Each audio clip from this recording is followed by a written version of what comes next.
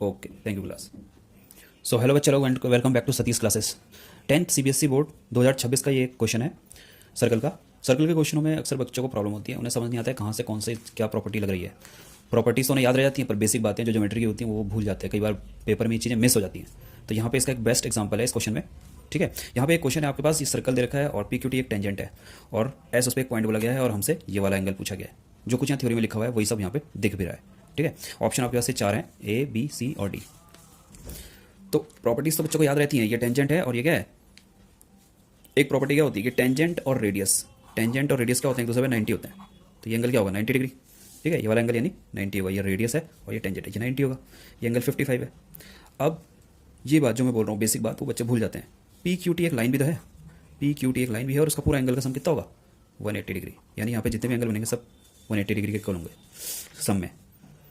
तो अगर P Q T एक लाइन है उसमें 3 एंगल बने, 90 डिग्री और ये वाला एक एंगल इसको लेते ए बोल देते हैं और ये 55 है। तो 90 plus 55 plus Q P S, इसको मैंने ए बोल दिया। ठीक है, तो एंगल क्यू या पी एस यानी एंगल ओ क्यू एस, ये क्या हो जाएगा, ए 35 डिग्री।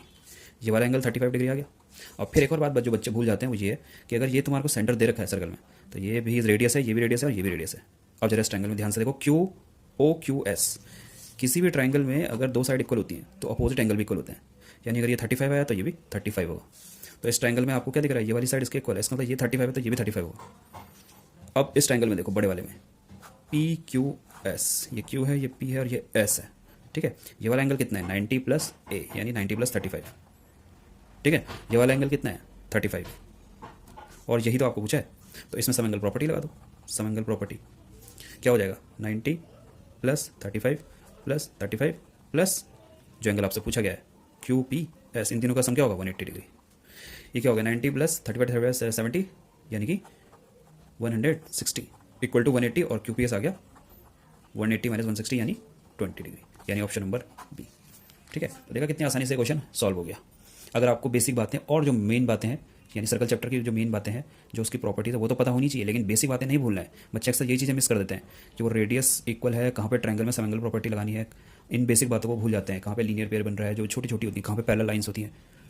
मेन प्रॉपर्टीज तो याद रह जाती हैं सर्कल की, जो बुक में दी हुई है 10th क्लास की, और ये बेसिक बातें भूल जाते हैं बच्चे। तो इसी वजह से उनको ये क्वेश्चन फिर टफ लगने लगते हैं। तो अगर आप दोनों को जोड़ के पढ़ेंगे तो क्वेश्चन ईजी लगेगा और आराम से हो जाएगा। ठीक है, तो अगर अप्रोच अच्छी लगी हो आपको तो कमेंट करके बताइए क्वेश्चन कैसा लगा, और इससे मेरे को मोटिवेशन मिलेगा, मैं आपको और वीडियोस बना के दूंगा एजुकेशनल इसी तरीके की। तो जुड़े रहिए और सब्सक्राइब कर दीजिए चैनल।